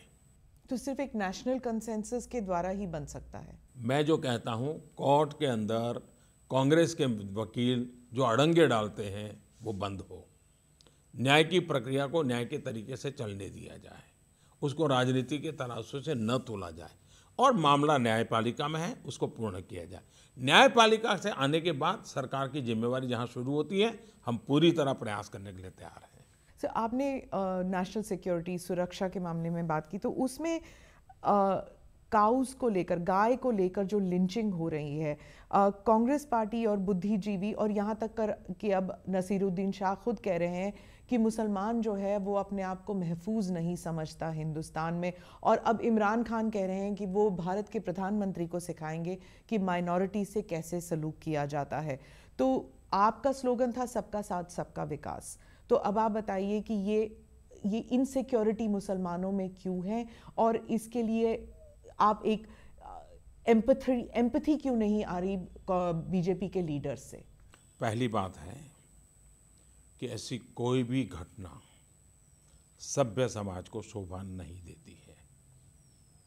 ऐसी घटनाओं के पक्ष में कभी भी आवाज़ उठनी नहीं चाहिए। ये गलत है, सरासर निंदनीय है। दूसरी बात है, क्या ये 2014 के बाद शुरू हुआ है? तो ये समाज के अंदर आई हुई एक कमी का भी परिणाम है। इस स्थिति को सुधारने के लिए हम सब ने मिलकर के प्रयास करना चाहिए। मैं इस सरकार में ये होता है और उस सरकार में वो होता था, उस चर्चा को बढ़ाने के पक्ष में नहीं हूँ। एक भी घटना हो गलत है, ये मेरा स्पष्ट मत है। दूसरी बात है कि महात्मा गांधी जो कह रहे थे, आचार्य विनोबा जी भावे कह रहे थे, भारत के संविधान में जो भावनाओं को प्रकट किया गया है, उसका भी आदर करना हम सबकी जिम्मेवारी है, देश के सभी नागरिकों की जिम्मेवारी है। हम दूसरे की भावनाओं का आदर करें तो हमारी भावनाओं की भी रक्षा होती है। ये माहौल बनाने में सभी समझदार लोगों ने रोल करना चाहिए। तीसरी बात है, दुनिया में अरब कंट्री के एक बहुत बड़े मुस्लिम विद्वान हैं, उन्होंने एक बहुत अच्छा आर्टिकल लिखा था, मैंने 1 साल पहले पढ़ा था। इन्होंने कहा भारत से हमने सीखना चाहिए, दुनिया के लोग कह रहे हैं कि जहाँ विश्व के सभी संप्रदाय हैं, बहुत बड़ी मात्रा में जनसंख्या है हर एक संप्रदाय की, लेकिन इतने प्यार से मिलजुल करके जीते हैं, रहते हैं, जबकि हम एक ही संप्रदाय में मानने वाले लोग मारने काटने पर तुले हुए हैं। ये गल्फ कंट्रीज के अंदर से लिखा हुआ एक मुस्लिम स्कॉलर का आर्टिकल है। भारत को गर्व करना चाहिए कि हम सदियों से मिलजुल करके जी रहे हैं। समाज में घटनाएं नहीं होनी चाहिए, लेकिन समाज का जो मुख्य फैब्रिक है वो क्या है, उसको हमने समझना चाहिए। और कोई किसी को हर चुनाव के पहले असहिष्णुता लोगों को देखने लग जाती है, डर लगना लग जाता है, तो किसी का लोगों का एजेंडा होता है ऐसे व्यक्तिगत टीका टिप्पणी के। तो सबका साथ सबका विकास, सबका साथ सबका विकास। 18,000 गांव में बिजली नहीं थी। हम ये पूछने नहीं गए कि किस संप्रदाय का गांव था और 18,000 गांव को बिजली है। हम सौभाग्य योजना से आगे बढ़ रहे हैं। देश के अंदर 4 करोड़ परिवार ऐसे ध्यान में आए कि जिनके पास बिजली नहीं है। हम ये नहीं पूछते कि किस संप्रदाय से है, वो मंदिर जाता है कि मस्जिद जाता है, गुरुद्वारा जाता है, ये हमारा काम नहीं है। 4 करोड़ परिवारों के घर में बिजली का दिया जलना चाहिए। हमने तय किया कि माताएं बहनें चूल्हा जलाने से, लकड़ी के चूल्हे से धुएं की ज़िंदगी जीती हैं। हर एक को उससे मुक्ति दिलाने के लिए उज्ज्वला योजना तक गैस पहुंचाना चाहिए। कौन किस मजहब की माँ है, इससे हमारा लेना देना नहीं है। हर माँ को मुक्ति मिलनी चाहिए, हर घर में गैस का चूल्हा पहुँचे, उस दिशा में हम लगे हैं। 5 करोड़ 6 करोड़ के करीब करीब पहुँचा दिए हैं। 8 करोड़ तक पहुँचाने का लक्ष्य है और वो भी हम पूरा करके रहेंगे। राजनीतिक हिंसा का जो मामला है, ये केरल में, कर्नाटक में और वेस्ट बंगाल में ये एक काफ़ी पेचीदा मसला है। आप इस बारे में क्या कहना चाहेंगे?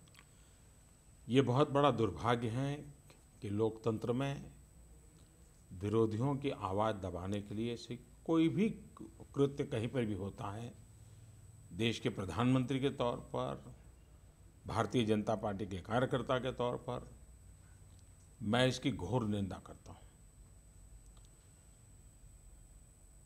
हमने बहुत भुगता है। अब देखिए, पश्चिम बंगाल में भारतीय जनता पार्टी को अपने लोकतांत्रिक अधिकारों को भी प्रकट करने से रोक दिया जाए, कोर्ट के दरवाजे खटखटाने पड़े। चुनाव में हमारे लोगों को जिस प्रकार से मारा गया है, ये लोकतंत्र के लिए शोभा नहीं देता है। केरल में आए दिन हमारे कार्यकर्ताओं की हत्या हो रही है। कर्नाटक में हमारे इतने कार्यकर्ताओं की हत्या हुई जिसकी हम कल्पना नहीं कर सकते। तमिलनाडु में हमारे कार्यकर्ताओं की हत्या हुई है। आसाम में इसको भुगत रहे हैं। जम्मू कश्मीर में हमारे लोगों को मारा गया है। सवाल हमारे मारे या किसी और के मारे, मेरा मुद्दा वो नहीं है, लेकिन ये इस प्रकार से राजनीति, हिंसा की राजनीति भारत के लोकतंत्र के उज्जवल भविष्य के लिए सभी राजनीतिक दलों को सोचना पड़ेगा। ये रास्ता सही नहीं है। और मैं भारतीय जनता पार्टी के कार्यकर्ताओं को विश्वास दिलाता हूँ, उनके परिवारजनों को विश्वास दिलाता हूँ कि ऐसी किसी भी हिंसा की प्रवृत्ति को सरकार स्वीकार नहीं करती है। किसी भी दल के साथ हो, किसी भी दल के द्वारा हो, इसको स्वीकार नहीं करती है। हर किसी को न्याय मिले उसके लिए हम प्रतिबद्ध हैं। हम राज्य सरकारों से भी आग्रह कर रहे हैं। राज्य सरकार अपनी जिस प्रकार से ये चीज़ें कर रही है, लेकिन कभी न कभी ये चीज़ें उजागर होकर के रहेगी। आज भले कुछ लोगों को रक्षा मिलती हो, लेकिन ये सब उजागर होकर के रहेगी और मैं इसकी घोर निंदा करता हूँ। 2019 के चुनाव के लिए आप थिंग्स इन प्लेस की ऐसी राजनीतिक हिंसा ना हो और इलेक्शंस बिल्कुल ही नॉन वायलेंट तरीके से। सवाल चुनाव और नॉन चुनाव सवाल ही नहीं। हिंदुस्तान में हिंसा को कोई स्थान ही नहीं हो सकता है। चुनाव हो तब हिंसा न हो, बाकी समय हो, ये भी तो नहीं चल सकता ना। चुनाव तो एक एक तबका होता है, लेकिन हिंसा किसी भी रूप में नहीं होनी चाहिए। और राजनीतिक दलों को अपने आप को इस दिशा में ट्रेन करना होगा, अपने कार्यकर्ताओं को ट्रेन करना होगा।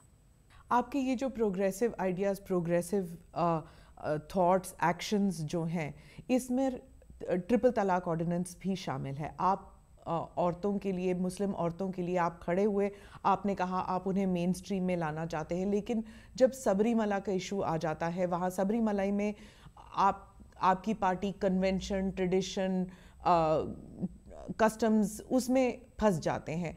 तो एक समुदाय के लिए कस्टम्स, ट्रेडिशंस क्यों और दूसरे समुदाय के लिए प्रोग्रेसिव थॉट, ऐसे क्यों होता है? क्या इसमें एक डिवीजन नहीं? दो चीज़ें आप सही तरीके से नहीं देख रही हैं। एक, दुनिया के अंदर जो इस्लामिक कंट्रीज हैं, बहुत एक इस्लामिक कंट्रीज ने ट्रिपल तलाक पर प्रतिबंध लगाया हुआ है। इसलिए ये संप्रदाय का, आस्था का मसला नहीं है। अगर वो होता तो दुनिया के सभी देशों में ट्रिपल तलाक चलता होता, लेकिन दुनिया, इवन पाकिस्तान में ट्रिपल तलाक पर रोक है, कानूनन रोक है।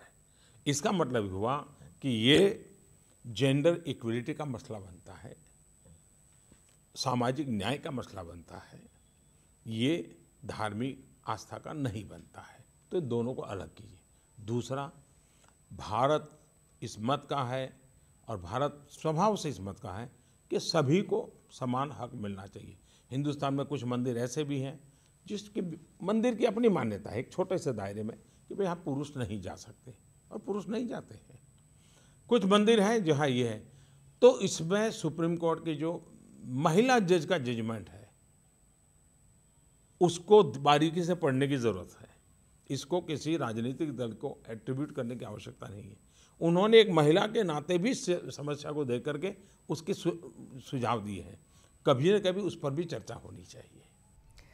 सर, मैं पॉलिटिकल इश्यूज़ पे वापस आती हूँ। महागठबंधन जो है, जिसका मजाक उड़ाया जाता था, ऐसे लग रहा है कि जैसे वो बनता जा रहा है।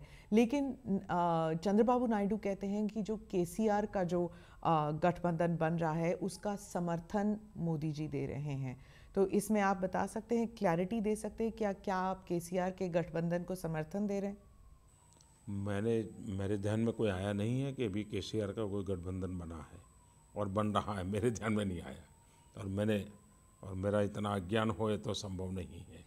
अब उनका तेलंगाना के प्रति जो द्वेषभाव पड़ा हुआ है, और अभी चुनाव में तेलंगाना की जनता ने जिस प्रकार से उनका हाल बेहाल कर दिया है, तो उनकी पीड़ा कहीं झलकती होगी, तो उनका प्रॉब्लम है। मैं इस विषय से पूरी तरह अनभिज्ञ हूँ। दूसरा विषय है, आखिर महागठबंधन ये क्यों बन रहा है? 5 साल हो गए महागठबंधन ने देश के सामाजिक, आर्थिक विषयों को लेकर के कुछ सोचा हो, कुछ कहा हो, एक स्वर से कहा, वैसा हुआ है क्या? नहीं हुआ है। अभी भी उनके यहाँ से 2-2 स्वर निकलते हैं, भिन्न भिन्न स्वर निकलते हैं, और आखिरकार ये लोग हो गए हैं। ये खुद को बचाने के लिए मैदान में सहारा ढूंढ रहे हैं। एक दूसरे को भाई हाथ पकड़ो बच जाएंगे, तो ये खेल चल रहा है। उनका इरादा एकमात्र मोदी है। मोदी को ये करो, मोदी को वो करो। आप अखबार निकाल लीजिए, पहला पेज तो एक नेता बोलेगा मोदी ऐसा है, मोदी वैसा है। दूसरा पेज दूसरा नेता बोलेगा मोदी है, मोदी वैसा है। आप अखबार के 10 पेज निकाल दीजिए, 10 अलग अलग गठबंधन के साथी अलग अलग स्वर में गालियां देते रहते हैं। क्या करेंगे, क्यों करेंगे, देश के लिए क्या करेंगे? ऐसे कोई दृष्टि नहीं है। ये तो गठबंधन वाले खुद कहते हैं कि कोई आइडियोलॉजिकल यूनिटी नहीं है, बट एनीबडी बट मोदी। मतलब ये उनका लाइन है कि एनीबडी बट मोदी, इसलिए वो किसी के साथ भी जुड़ जाएंगे। तो जो 2019 का चुनाव है वो anybody but Modi versus Modi होगा। ये आप मान के चल रहे हैं कि ये आप इस चुनाव को एक चैलेंज मानेंगे कि anybody but Modi and Modi? देखिए, भारत की जनता चुनाव का दिशा निर्धारित करने वाली है। भारत की जनता चुनाव का एजेंडा तय करने वाली है। भारत की जनता के एस्पिरेशंस के साथ कौन है, और भारत की जनता के एस्पिरेशन के खिलाफ कौन है, ये चुनाव का मानदंड बनने वाला है।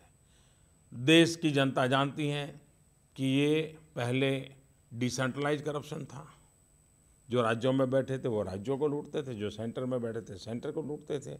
अब वो सेंट्रलाइज करप्शन हो रहा है, सब मिलजुल कर राज्य को लूटने वाले भी आ रहे हैं और केंद्र को भी लूटने आ रहे हैं। तो देश की जनता तय करेगी कि ये सब लूटने वालों की ताकत इकट्ठी हो रही है, उसके साथ जुड़ना है कि नहीं जुड़ना है। और इसलिए जनता वर्सेस गठबंधन होने वाला है। मोदी तो जनता जनार्दन के प्रेम और आशीर्वाद का प्रतीक है और कुछ नहीं है। तो आप तो बहुत ही हम्बल हो रहे हैं इस मामले में, क्योंकि राजनीतिक विशेषज्ञ तो कह रहे हैं that it is going to be like a presidential election, जहां पर मोदी एक तरफ और राहुल गांधी एक तरफ। आप क्या कहेंगे, मानेंगे? मैं स्पष्ट मानता हूं कि इस बार का चुनाव देश की जनता की आशा आकांक्षाएं, उसको बढ़ाएगा कौन वो जनता तय करेगी, उसको नहीं बढ़ाएगा, रुकावट पैदा करेगा, 70 साल का अनुभव क्या है वो भी जनता तय करेगी। जनता ही इस बार निर्णायक है।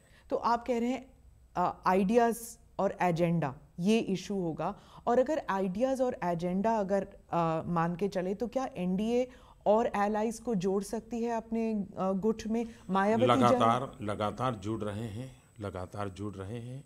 हम लोग 2014 में थे, उससे बहुत बड़ी मात्रा में सारे छोटे मोटे दल हमारे साथ जुड़े हैं। नॉर्थ ईस्ट में तो हम कहीं थे ही नहीं 2014 के पहले, बहुत बड़ी मात्रा में हमारे साथ जुड़ रहे हैं। क्या मायावती जी जुड़ सकती हैं आपके साथ? कौन जुड़ सकता है, कौन नहीं जुड़ सकता है, और मैं नहीं मानता हूँ कोई समझदार व्यक्ति टीवी के सामने ऐसी चीज़ों का उल्लेख करेगा। और लेकिन मैं इतना जरूर मानता हूँ कि देश की जनता इन सारे चीज़ों को जानती है। अब तेलंगाना में गठबंधन का क्या हाल हुआ, बुरा हाल हुआ, लेकिन उसकी कोई चर्चा ही नहीं करता है। वो गठबंधन का पहला प्रयोग था, पूरी तरह विफल गया। अभी जम्मू कश्मीर में गठबंधन के सब लोगों ने तय किया था चुनाव का बहिष्कार करेंगे, जनता ने नकार दिया, 74% वोटिंग हो गया। अभी आसाम के अंदर ये सारा गठबंधन एक बाजू था, भारतीय जनता पार्टी एक बाजू थी। पंचायतों के चुनाव में गठबंधन का हाल बुरा हो गया, भारतीय जनता पार्टी जीत गई। अभी त्रिपुरा के अंदर यही गठबंधन के लोग वहाँ मैदान में थे, लाख कोशिश कर रहे थे, 80-90% भारतीय जनता पार्टी जीत गई, गठबंधन का हाल बुरा।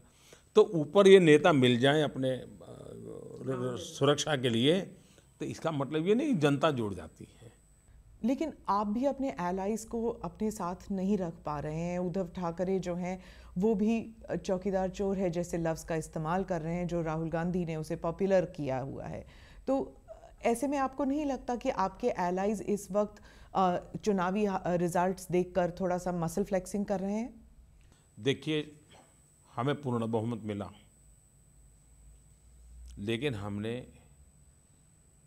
गठबंधन का जो धर्म है उसका पालन किया। साथी दलों को साथ लेकर हमने सरकार में सबको जोड़ने का प्रयास किया है। आज भी सरकार चलाते हैं तो सबके साथ विचार विमर्श कर करके हम चलाते हैं, सारे निर्णय सहमति से होते हैं। लेकिन ये बात सही है कि स्टेट का अपना एक पॉलिटिक्स होता है, और हमारे साथी दल भी ग्रो करे ये उनकी इच्छा रहेगी, और हम भी चाहेंगे वो ग्रो करें। हम कभी नहीं चाहेंगे कि हमारा साथी दल एट द कॉस्ट ऑफ साथी दल हम बड़े बने, ये हम कभी नहीं चाहेंगे। कांग्रेस का खेल ये है, आपने देखा होगा कांग्रेस के साथ जितने दल जुड़े हैं, आखिरकार ये एक गठबंधन की एक विशेषता है कांग्रेस वाले, कि सारे लोग हैं वो कभी न कभी कांग्रेस में से निकले हुए, कांग्रेस के खिलाफ आवाज़ उठा करके बाहर आए हुए लोग हैं, या कांग्रेस विरोधवाद में से पैदा हुए लोग हैं। और वही जब कांग्रेस के पास जाते हैं तो सबसे पहले कांग्रेस उनको बलि बना देती है, कांग्रेस उनको खा जाती है, ख़त्म कर देती है। हमारा केस ऐसा है कि जो भी हमसे जुड़ता है वो फलता है, फूलता है, खिलता है। तो हमारी कोशिश ये रहती है कि हमारे साथी दल खिले। कहीं कुछ छोटी मोटी किसी की अपेक्षा रहेगी तो उनको मन करता है कि दबाव डालने से शायद फ़ायदा मिलता है तो कोई वो रास्ता लेता है, किसी को लगता है नहीं मिल बैठ करके बातचीत करने से फ़ायदा होता है तो वो रास्ता लेता है। तो राजनीतिक दलों के अपने अपने स्वभाव रहते हैं, लेकिन हमारी कोशिश है सबको साथ लेकर के चलना, सबकी सुनना, सबकी बात को मान करके निर्णय करना।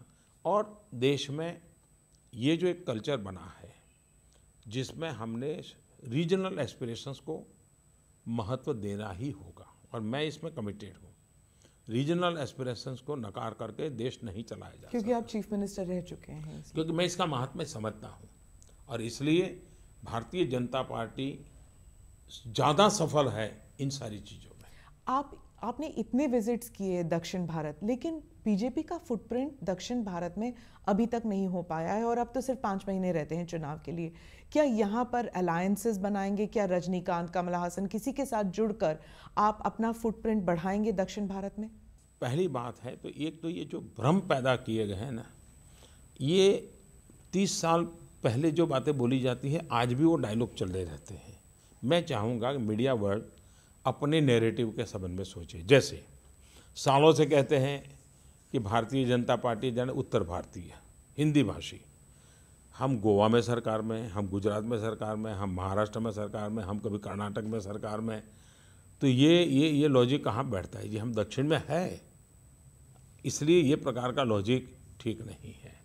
दूसरा, भारतीय जनता पार्टी उच्च वर्ण की पार्टी, प्रधानमंत्री से लेकर सारे लोगों का वर्ण कौन सा है मैं बोलना नहीं चाहता और सबको मालूम है। हमारे यहाँ सबसे ज़्यादा दलित एमपी, हमारे यहाँ सबसे ज़्यादा एसटी एमपी, सबसे ज़्यादा किसान एमपी, ग्रामीण जीवन से जुड़े हुए एमपी, लेकिन एक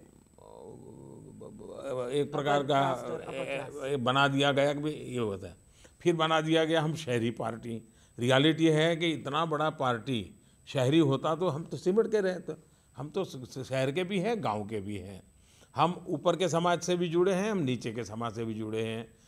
और इसलिए ये जो पुराने ज़माने की सोच है उससे हमें बाहर आना पड़ेगा। आज भारतीय जनता पार्टी का तमिलनाडु में भी एमपी है और भारतीय जनता पार्टी का जम्मू कश्मीर में भी एमपी है। भारतीय जनता पार्टी का नॉर्थ ईस्ट में भी एमपी है तो भारतीय जनता पार्टी का वेस्ट में भी एमपी है। तो भारतीय जनता पार्टी चारों तरफ है। हम लगातार हमारी पार्टी के विस्तार के लिए प्रयास कर रहे हैं। दूसरा, सहमना जो लोग हैं, दल जो हमारे साथ चलना चाहते हैं, जिनके साथ हम चल सकते हैं, हम हमेशा सबके साथ चलने का प्रयास करते हैं। हम ताकतवर हो उस राज्य में भी हम साथ चलना चाहते हैं, हम ताकतवर न हो उस राज्य में भी साथ चलना चाहते हैं। तो साथ चलना ही हमारा सिद्धांत रीजनल एस्पिरेशंस को बल देने के हमारे मूलभूत सिद्धांत से जुड़ा हुआ है। मैं इंस्टीट्यूशंस पे आती हूँ। कांग्रेस और पॉलिटिकल ऑब्जर्वर्स, ऑपोजिशन पार्टीज ये कहते हैं कि बीजेपी सरकार जो है उसने कंट्री के इंस्टीट्यूशंस को वीकन किया है। सीबीआई का जिक्र करते हैं जहाँ पर नंबर 1 नंबर 2 की लड़ाई इतनी हो गई थी कि पीएम लेवल पर इंटरवेंशन करना पड़ा। आरबीआई का देख लीजिए, टेन्योर ख़त्म होने से पहले चीफ को रिज़ाइन करना पड़ा और उनका एलिगेशन है कि बीजेपी सरकार कॉफर्स खाली करना चाहती है, आरबीआई के कॉफर्स। इसके बारे में आप क्या कहेंगे? पहली बात है कि कांग्रेस को ये सब बोलने का कोई हक ही नहीं है।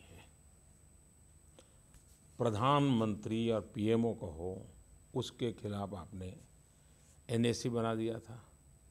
ये कौन से पीएम ऑफिस की ताकत को आपने महत्व दिया था? कैबिनेट इतना बड़ा निर्णय करे और प्रेस कॉन्फ्रेंस में पार्टी का एक नेता उस कैबिनेट के निर्णय के कागज़ को टुकड़े करे, ये कौन सा इंस्टीट्यूशन का सम्मान करते हैं आप लोग? आपने जुडिशरी को, जो सीनियरिटी के आधार पर जज नियुक्त किए जाते थे, ओपनली कहा कि हम आइडियोलॉजी के आधार पर जुडिशरी को तय करेंगे, और आपने सीनियर जजों को बाहर निकाल करके फेंक दिया था और जूनियर जज को अपने अनुकूल। ये लोग इंस्टीट्यूशन की बात करते हैं। यही आरबीआई जिसमें कई बार गवर्नरों को समय से पहले निकालना पड़ा है। आपने प्लानिंग कमीशन के लोगों को जोकरों का बंच कह दिया था। मालूम है कौन थे उस समय प्लानिंग कमीशन के वाइस चेयरमैन? और ऐसा बोला गया था। इन लोगों के मुंह से शोभा देता है। जहाँ तक सीबीआई आंतरिक व्यक्तिगत मामला आया तो सरकार ने न्यायिक तौर पर से कहा भाई आप लोग दोनों छुट्टी पे चला जाइए, इंस्टीट्यूशन हमारे लिए प्राथमिकता है। आरबीआई का सवाल आया, स्वयं गवर्नर साहब ने रिक्वेस्ट की अपने निजी कारणों से, और मैं पहली बार आपको बताता हूँ, वे 6 महीने से मुझे लगातार कह रहे थे, लिखित में भी कहा था, व्यक्तिगत रूप से उन्होंने मुझे लिख करके भेजा था। पॉलिटिकल प्रेशर नहीं, सवाल ही नहीं उठता है जी, सवाल ही नहीं उठता है। और मैं मानता हूं कि आरबीआई गवर्नर श्रीमान उर्जित पटेल ने अच्छा काम किया है। और ईडी के बारे में कांग्रेस का कहना है ये एम्बैरेसमेंट डायरेक्टरेट बन गई है, इस ऑर्गेनाइजेशन को भी इस्तेमाल किया जा रहा है, जैसे पहले कहा था कि एक वेंडेटा के तौर पर रेड्स हो रहे हैं। ये लोग बोल रहे हैं अभी सोहराबुद्दीन का जजमेंट आया है, उस जजमेंट में क्या क्या लिखा है जरा पढ़ लीजिए। कोर्ट का जजमेंट है, सीबीआई कोर्ट का जजमेंट है, किस प्रकार से इंस्टीट्यूशंस का दुरुपयोग इन लोगों ने किया है। देखिए हम 4:30 से बैठे, हम पर तो आरोप ये है कि मोदी इन लोगों के खिलाफ कदम नहीं उठा रहे हैं। दोनों तरफ से अब आप कह रहे हैं कि वेंडेटा है। ईडी प्रोफेशनली अपना काम कर रहा है, और अगर विदेश से कोई व्यक्ति जो राजदार है वो भारत के कब्जे में आता है तो हर हिंदुस्तानी को गर्व होना चाहिए कि नहीं होना चाहिए। अगर मिशेल को बचाने के लिए कांग्रेस पार्टी का वर्कर वकील बनकर के पहुंच जाए तब चिंता का विषय बनता है, वरना इस देश में तो गर्व होना चाहिए कि चलिए भाई एक राजदार आया है, सही जांच होगी, न्यायिक निगरानी में होगी तो देश का दूध का दूध पानी का पानी हो जाएगा। उसके बजाय आप अपनी पार्टी के वकील को भेज करके आप उसकी मदद करने के लिए पहुंच जाते हैं। चिंता का विषय तो ये है। उन्होंने तो नाम भी ले लिया है, मिसेस गांधी कहा, इटालियन पुत्र कहा। मेरे पास मीडिया रिपोर्ट है, मेरे पास और कोई जानकारी नहीं जी। रफाल का मुद्दा जो है, उस जहाज को लेकर राहुल गांधी ने सीधा सीधा आप पर करप्शन, क्रोनी कैपिटलिज्म, इसका एलिगेशन किया है, लेकिन आप चुप रहे, आपने कभी कुछ नहीं कहा। उन्होंने कहा कि अनिल अंबानी आपके दोस्त हैं, ऑफसेट में आपने उनका नाम लेकर फ्रांस के प्रेसिडेंट पर प्रेशर डाला, डसॉल्ट पर प्रेशर डाला, और उसकी वजह से रफाल खरीदना पड़ा, ज़्यादा दाम देकर खरीदना पड़ा। लेकिन आप कोई सफाई नहीं दे रहे, आपके पार्टी के लोग दे रहे हैं, लेकिन आपने कुछ नहीं किया और सीधा सीधा आप पर इल्ज़ाम था। नंबर 1, ये मेरे पर व्यक्तिगत आरोप नहीं है, एक सरकार पर आरोप है, सरकार पर आरोप। मेरे पर व्यक्तिगत आरोप है तो उनको खोज करके निकालना चाहिए कि किसने दिया, क्या दिया, कहाँ रखा, सब निकालना चाहिए उन्होंने। दूसरी बात है कि संसद में मैंने विस्तार से इसका जवाब दिया है, जहाँ भी मुझे पब्लिक में बोलने का मौका मिला है मैंने इस विस्तार से बताया है। तीसरी बात है, सुप्रीम कोर्ट तक मसला क्लियर हो चुका है। सुप्रीम कोर्ट ने उसके बाल की खाल उधेड़ करके सारी चीज़ें निकाल कर के रख दी है। फ्रांस के राष्ट्रपति जी ने बयान दे दिया है, भारत के प्रधानमंत्री ने बयान दे दिया है। उनको इतना कर लीजिए, जो इतने सवाल मुझे पूछ रहे हैं, वे जब भी बोले तो आप इतना, कोई मीडिया में हिम्मत होनी चाहिए, उनको पूछे कि ठहरिए भाई, आप बताइए, सिद्ध कीजिए, आप जो आरोप लगा रहे हैं हमें बताइए। ऐसे पत्थर मार के भाग मत जाइए, कीचड़ उछाल करके भाग मत जाइए, एक तो सवाल पूछिए उनको, कहीं तो दे कि भाई हाँ यहाँ का लिंक यहाँ का लिंक यहाँ है। ये तो दे नहीं पा रहे, बोलते चले जा रहे हैं जी। अब मुझे बताइए, उनको ये बोलने की बीमारी है तो मुझे बार बार उसी में उलझते रहना चाहिए क्या? मैंने एक बार जवाब दे दिया, पार्लियामेंट में दे दिया, सुप्रीम कोर्ट से मामला आया। दूसरी बात है, देश में चर्चा ये होनी चाहिए कि आज़ादी के बाद लगातार डिफेंस डील हमेशा विवादों में क्यों आए हैं? ऐसा कौन सा वर्क कल्चर बना है कि देश में इस प्रकार से डिफेंस डील को ही विवादों में डाल करके हमारे देश की सेना को और दुर्बल करने का षड्यंत्र कौन कर रहा है? क्या कारण है? दूसरी बात है, डिफेंस डील में दलालों को क्या ज़रूरत है? क्या इन दलालों के बिना डिफेंस डील नहीं होता? तीसरी बात है, मेक इन इंडिया अगर 70 साल पहले शुरू हुआ था, भारत खुद अपने शस्त्र बनाता, तो ये बाहर से जो मलाई खाने वाला रास्ता है वो बंद होता कि नहीं होता? मेरा गुनाह ये है कि मैं मेक इन इंडिया की कोशिश कर रहा हूँ। मेरा गुनाह ये है कि हिंदुस्तान में सेना को जो ज़रूरत है वो हिंदुस्तान में बननी चाहिए, ताकि ये सारे बाहर से जो सौदेबाजी हो रही है बंद होनी चाहिए। और इसलिए मैं लगा हुआ हूँ, मैं टेक्नोलॉजी ट्रांसफ़र करने के लिए लगा हूँ, यहाँ कोशिश कर रहा हूँ। दूसरी बात है, जो लोग सेना को दुर्बल बनाना चाहते हैं, आरोप कर मर देते हैं, क्या मुझे मेरे पर आरोप लगे इसकी चिंता करनी चाहिए कि मेरे देश की आवश्यकताओं को पूरा करना चाहिए? मैंने तय किया है, जितनी गालियाँ पड़ेगी मैं खाऊंगा, जितने आरोप लगेंगे लगने दीजिए।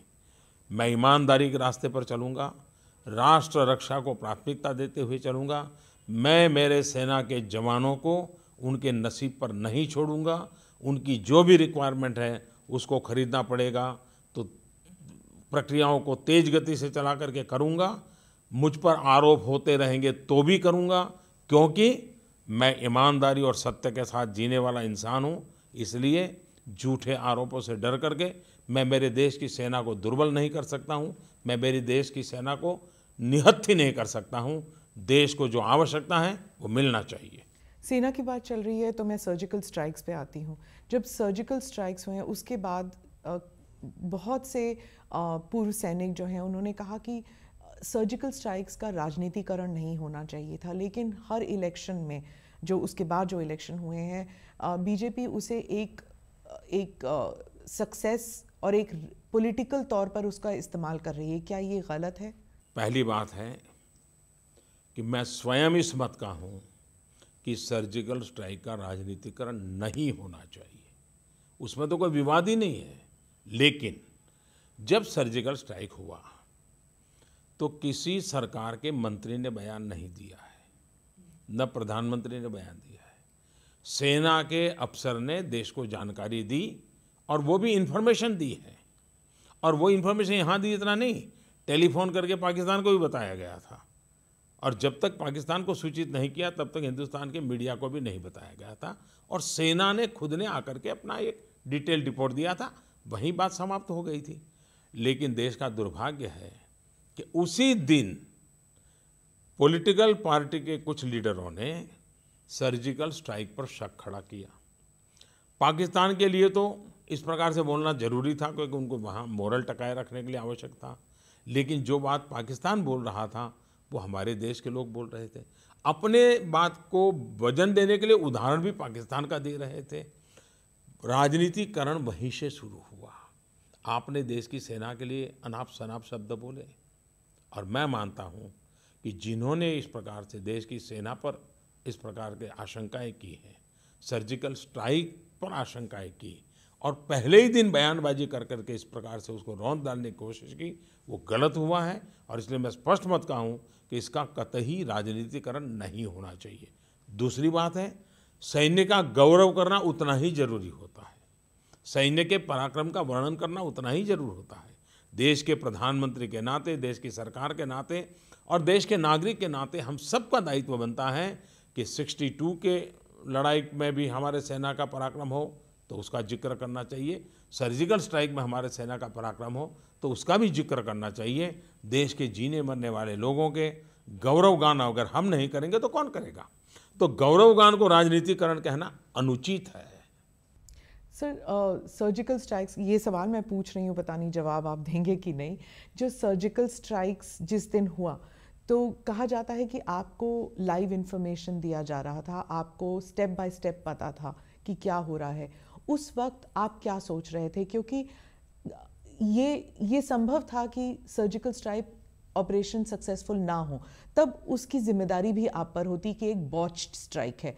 और ये भी हो सकता था कि लोग आपको एक वॉर मॉन्गरिंग लीडर के तौर पर समझे कि आपने पाकिस्तान पर आक्रमण किया, आप जंग छेड़ना चाहते हैं। उस वक्त आपके मन में, क्योंकि ये पहली बार था कि as a prime minister you were taking such a step, तो आपके मन में उस वक्त क्या था? देखिए, जब उरी की घटना घटी और जिस प्रकार से हमारे सेना के जवानों को मार दिया गया और जलाया गया, उस घटना ने मुझे बहुत बेचैन बना दिया था और मेरे भीतर एक आक्रोश था। मैं बेचैन हो गया था। मैं केरल गया था। मैंने केरल में एक पब्लिक मीटिंग में इसका जिक्र भी कर दिया क्योंकि मैं अपने आप को रोक नहीं पा रहा था। लेकिन मैं एक लोकतांत्रिक व्यवस्था का प्रतिनिधि हूँ और मेरा व्यक्तिगत गुस्सा, मेरा व्यक्तिगत आक्रोश, मेरी व्यक्तिगत बेचैनी, इस पर व्यवस्था पर कभी प्रभाव नहीं होना चाहिए। मैं संतुलन समझता हूँ। लेकिन ऐसा हुआ क्यों, उसके लिए मैंने सेना के लोगों से लगातार चर्चाएं की। लेकिन मैंने अनुभव किया कि मुझसे तो सेना के अंदर आग ज़्यादा लगी हुई है। वे किसी भी हालत में इस परिस्थिति में देश के जवानों के मॉरल के लिए भी उनको न्याय दिलाना चाहते हैं। तो मैंने उनसे कहा कि आप पूरा डिजाइन करके लाइए मेरे पास, क्या है, क्या रिक्वायरमेंट है। और मैंने कहा आप जितना भी कर सकते हैं करिए, आप सोचने में कमी मत करना, फिर बैठ के तय करेंगे कितना कर सकेंगे नहीं कर सकेंगे।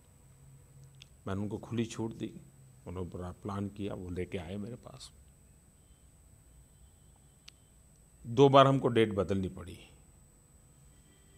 इस ऑपरेशन की, क्योंकि मैं फुल सिक्योरिटी चाहता था।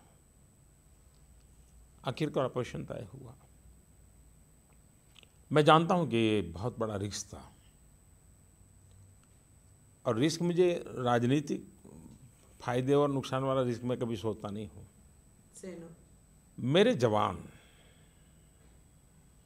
उनका कोई नुकसान नहीं होना चाहिए, क्योंकि वो हमारे शब्द पर जिंदगी लगाने के लिए निकल पड़े।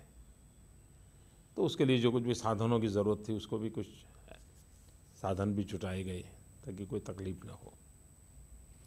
दूसरा ये तय किया कि उनकी ट्रेनिंग होनी चाहिए, तो ट्रेनिंग बड़े स्पेशल तरीके से की गई, और वो भी सीक्रेसी मेंटेन करने, तो स्पेशल ट्रेनिंग की गई। उसमें भूभाग, वहाँ की अड़चनें, उसको भी देखा गया, क्या क्या रुकावटें आ सकती, इमेजिनेशन करना, उसकी भी चिंता की गई। और मैं इन चीज़ों को, मेरे लिए बड़ा लर्निंग एक्सपीरियंस था, तो मैं भी उसको ज़रा बड़े चाव से समय दे करके देखता था कैसे कर रहे हैं, क्या कर रहे हैं, और मुझे भी एक सीखने को मिल रहा था। फिर हम जब बैठे तो हमने निर्णय किया कि भाई अब सो एंड सो डेट हम करेंगे, कौन कहाँ रहेगा उसका मेन टीम के लोग, वो भी तय किया। और तय ये किया कि सूर्योदय के पहले हमारे लोग वापस आ जाने चाहिए। और मैंने ये स्पष्ट आदेश दिया था कि सफलता मिले या विफलता, उसकी चिंता छोड़ देना, लेकिन सूर्योदय के पहले वापस आना है। हम इस मोह में पड़ जाएं और फिर लंबा खींच ले, ऐसा नहीं। जो भी करना, कैजुअलिटी नहीं होनी चाहिए, सक्सेसफुल मिशन, सक्सेसफुल हो विफल हो, लेकिन सूर्योदय के पहले वापस आना है। हो सकता है हम विफल होकर के लौटना पड़े तो विफल होकर लौट, मतलब सुसाइड मिशन नहीं था। लेकिन मैं मेरे जवानों को मरने नहीं दूंगा, ये मेरा पहला इंस्ट्रक्शन था। उनको वेल इक्विप किया गया था, वेल ट्रेन किया गया था, और उनको खुद को निर्णय करने का मौका दिया था कि बताओ भाई इतना बड़ा रिस्की काम है। तो छांट करके लोग निकाले थे। तो इस प्रक्रिया में थोड़ा समय भी गया था, देश में भी आक्रोश था, मैं लाइव कांटेक्ट में था चीज़ें का, लेकिन सुबह जानकारी आना बंद हो गया। सूर्योदय होते तक मैं फिर बेचैन होने लगा। मेरे मन में होता था कि क्या हुआ भाई, घंटे भर से कुछ खबर नहीं आ रही है। पढ़ना तो लगातार आ रही थी, निकले हैं, पहली टुकड़ी गई, दूसरी टुकड़ी गई, ऐसा है वगैरह, लेकिन सूर्योदय होने के बाद भी मुझे खबर नहीं आने लगी, तो मैं थोड़ा बेचैन होने लगा। अब मैं भी नहीं चाहता कि मैं अपनी तरफ से उधर कम्युनिकेट करूं, कहीं और तकलीफ हो जाए। तो काफ़ी, यानी करीब करीब सूर्योदय के भी 1 घंटे के बाद वो समय मेरे लिए बहुत कठिन था, बहुत मुश्किल था, क्योंकि मैं जिंदा लौटने की खबर सुनने के लिए मैं बड़ा रहा था। वहाँ कितना नुकसान हुआ वो बात का विषय है, लेकिन मेरा जवान जिंदा लौटे मेरी पहली प्राथमिकता थी। फिर एक खबर आई करीब घंटे भर के बाद सूर्योदय कि अब वापस हमारी सीमा में पहुँचे नहीं है, लेकिन हमारी 2-3 टुकड़ियाँ सेफ जोन में आ गई है। लेकिन चलने निकलते और कहीं रेंगते हुए निकलते तो समय लगेगा, लेकिन अब हमारा सेफ जोन है, इसलिए आप चिंता मत कीजिए। मैंने कहा फिर भी आखिरी व्यक्ति के पहुंचने तक मुझे खबर चाहिए, लेकिन वो हम करीब सूर्योदय के बाद 2 घंटे तक वापस आने का क्रम चला, और जब आखिरी व्यक्ति आ गया तो फिर हमने कैबिनेट कमेटी ऑन सिक्योरिटी की मीटिंग बुलाई और उनको मीडिया ने, आर्मी के लोगों ने आकर के सारा ब्रीफ किया। उसके बाद पाकिस्तान को बताना ये काम कैबिनेट कमेटी ने, सिक्योरिटी ने तय किया और पहले पाकिस्तान को सूचना करो कि ऐसा ऐसा हुआ है और उसके बाद मीडिया को बताना। तो पाकिस्तान के लोग टेलीफोन पे आते नहीं थे। मीडिया को 11 बजे बुला लिया था। मीडिया भी परेशान था कि भाई ये क्या बात है, बोलते नहीं कुछ। बात करीब 11:30 पौने 12 बजे हुई। तो 12 बजे फिर प्रेस को, सारा देश को बताया। तो मेरे लिए ये पल बहुत ही एक प्रकार से एक्साइटमेंट भी था, चिंता भी थी और मैं पूरी तरह खुद इन्वॉल्व था, तो बारीक नज़र ले रहा था। लेकिन जिस प्रकार से ऑपरेशन किया, जिस बारीकी से किया, हमारी सेना की शक्ति का मुझे एक नया परिचय हुआ जी।